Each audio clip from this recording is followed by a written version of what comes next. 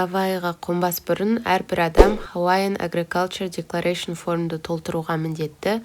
Ол жерде сіз туралы барлық базалық информация және сіз елге қауіп төндіретін жануарлар немесе өсімдіктер алып келе жатқан жоқсыз дегенді көрсетеді. Осындай артымда отырған баланың жыламағанын санағанда полетім жалпы жақсы өтті. Hawaiian Airlines'пен ұшқаным бірінші рет болды. Бостоннан Гавайиға тікелей 9 сағат бойы ұштым.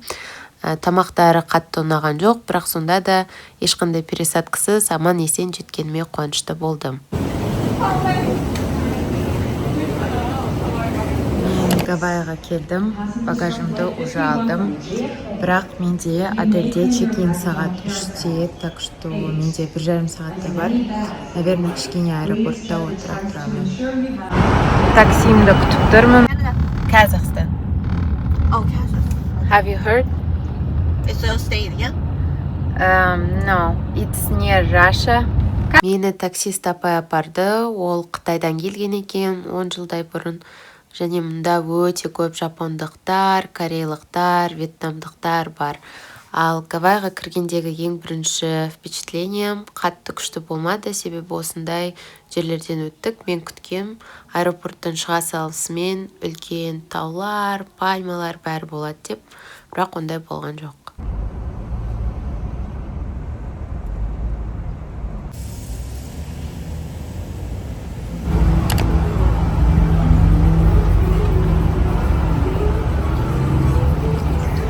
Біздің отель только мынау баспалдақтардан мына 2 чемоданды өзім көтердім. Ужас. Шашекет. Each room booking comes with a complimentary drink at the bar. When you're ready, Мен отельді букингтан таптым. 4 күнге 2 адамға осындай баға шықты. Қатты үлкен емес, бірақ бағасы жақсы деп ойлаймын. Осындай уютный бар. Сосын бізге келгенде айтты, егер рум номерді айтатын болсақ, онда бесплатный коктейль береді екен. И ресепшндағы аға очень миленький. Лифтімді күтіп тұрмын, қазір өз комнатама барамын. Прикольный отель, кішкентай. Ну, әлі комнатаны көрмеген жоқпын, бірақ ұнап тұр.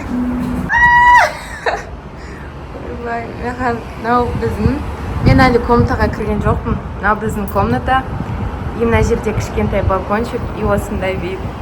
О май гад. О май гад.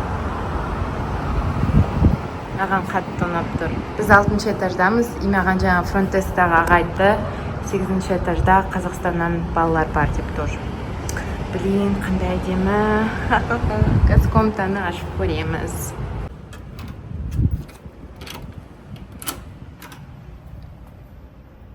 Кірген кезде мына жерде ванная комната. Ойбай, өзім соғып алдым ғой.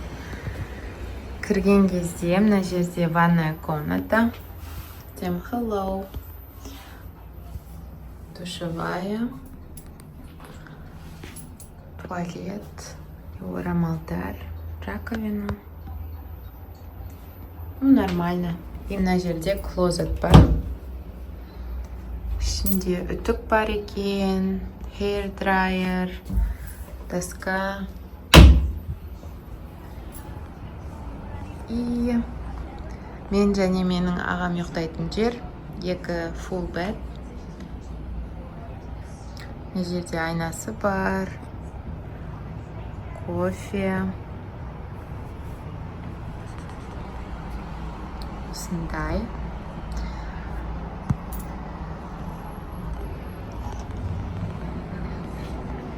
Телевизор, шкафчик бар екен. Жаңа терезені ашып қойдым. Блин, мына жердегі вид маған қатты ұнайды прям. И ар жағындағы осындай орындықтары бар, столы бар. Если честно, кішкене disappointed болып қалдым. Өйткені мен отзывтарынан көргем. Ол жерде прям уютненький көрінген. Может, басқа комната болған шығар. Мынандай екен. Ну, просто бағасы бұның 540 па, сондай долларда. И $500 мынау отель кішкене не очень скилама. Ну, пойдет енді. Негізі ең бюджетный, былай нормальный, ең бюджетный емес енді. Бюджетный, нормальный іздегем. Фэнси емес. Ну, пойдет, короче. Норм.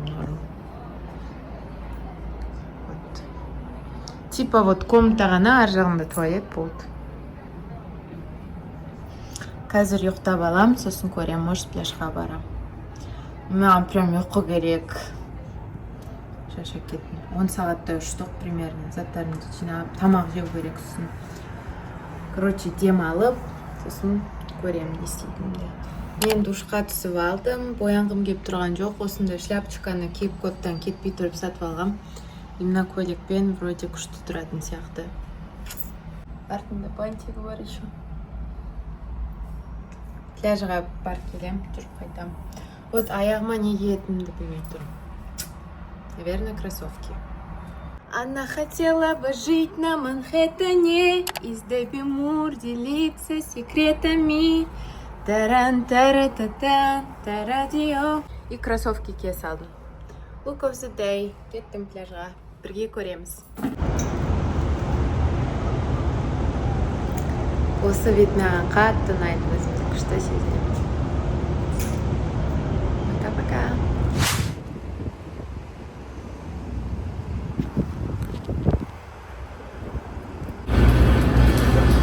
Банан всего лишь 99 центов. Капец.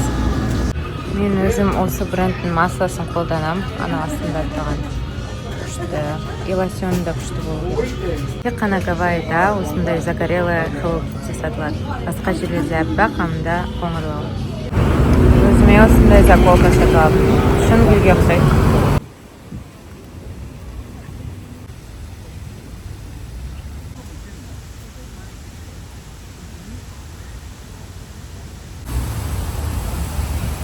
Қандай әдемі. Хилтон отелінің дворигі, кажется.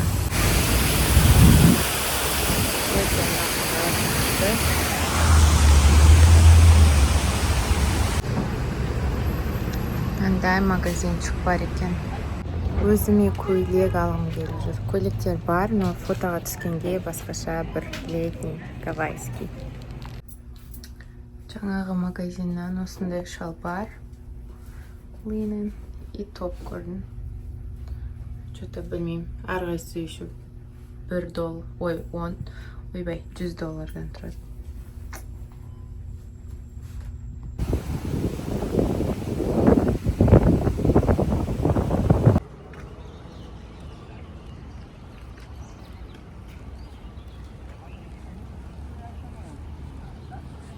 Бір парк сияқты жерге келдім. Осындай прикольно. И Вайкики деген пляжға қазір барам. Вау, мына қандай екен. Аватардағы ағаштар бар ғой, осындай заттар шығып тұратын. Сонда ұқсайды. Private function site дейді. Вот, қандай екен, әдемі. Я в шоке. Келе жатсам, но білмеймін қалай аталады мына гүлдер. Капец. Мынау ағаштан түсіп жатыр кәдімгідей. Капец.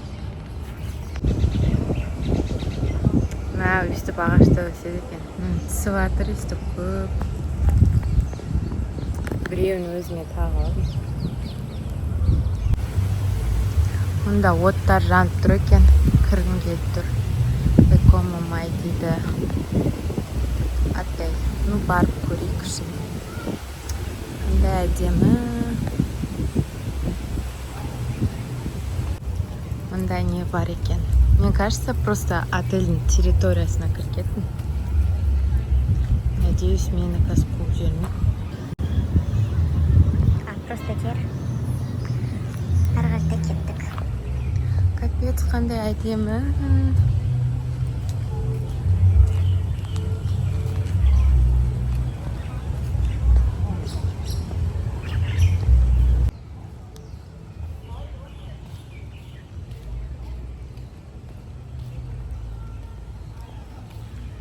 Бәрі ана жаққа бара жатыр. Көрейік. Мне кажется, ар жағында просто ресторан болады.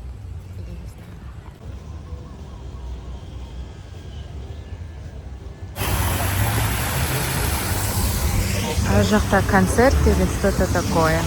Мынау бәрі соған очередь. Пляж, кажется, типа private beach. Мынандай жер. Қандай күшті, осы ағаштың астында пикник жасап отыр.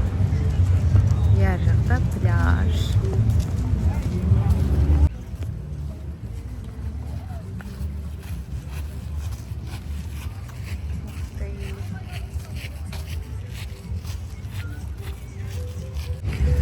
Фронт Терраси деген пляж екен. Мен мынау жолмен барып Вайкикиға барғым келіп тұр. Ух ты, серфинг боут. Мен жүзе алмаймын, бірақ жүзе алсам серфингті істеп көретін едім.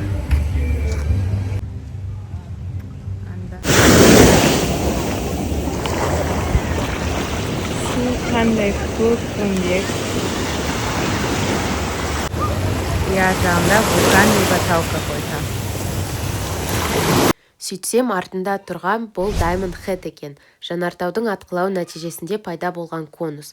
Оның жасы 2000 жылға жетеді. 21 ғасырда ағылшын теңізшілері жарқыраған тастарды тауып, оларды гауһар деп ойлаған. Бірақ ол кәдімгі ақтас шпаты болып шыққан. Сондықтан оны қателікпен Diamond Head деп атаған. Мен әлі Вайкики пляжына жеткен де жоқпын, бірақ отырмын. Өйткені күшті болып тұр. Сосын ары қаратай жүре бастаймын.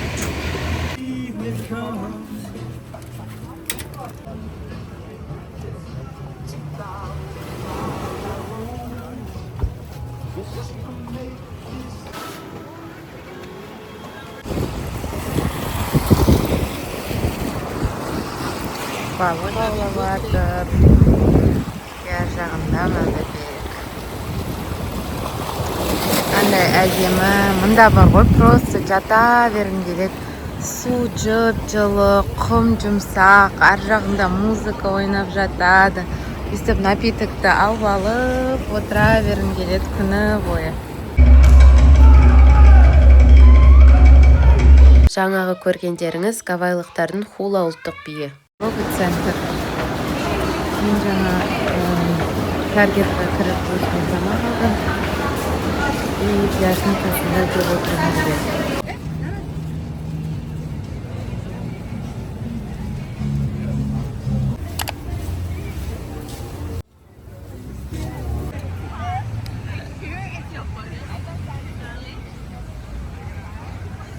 Бұл Вайкики пляжына бірінші және соңғы келуім болды. Әдемі күн батысын тамашалап, өзімнің салатымды жеп отырдым.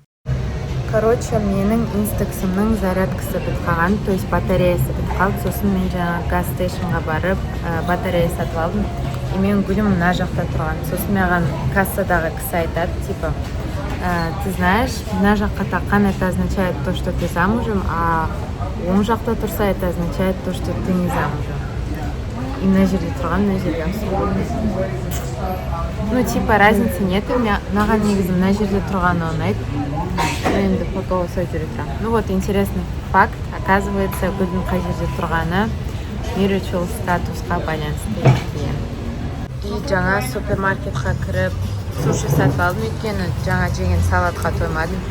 Еще шығып бара жатқанда мынандай наклейка жазып тұр. Короче, будем сейчас пробовать гавайские суши. Старт.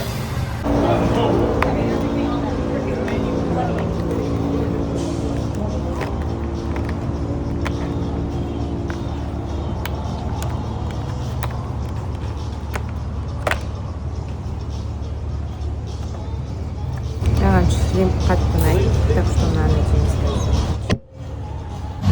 Что-то жаңағы видеода как будто вообще не слышно то, что я говорю. Вот. Қазір дәмін көремін, маған прям шримп қатты ұнайды. Соны жеңіп тұр. Мен фронтальный камерамның кішкене трещинасы бар, сондықтан кішкене мутный болып тұрады, чем задний. Короче.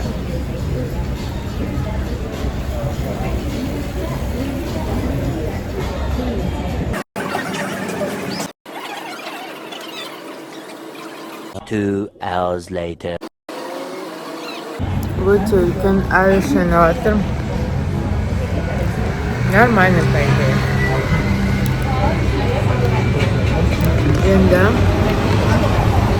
Енді попробуем сонганы. Это.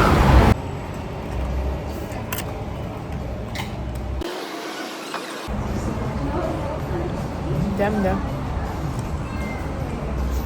Кстати, үйге келдім. Мен бағана хнамен гүл салғызғам. Осындай болып тұр.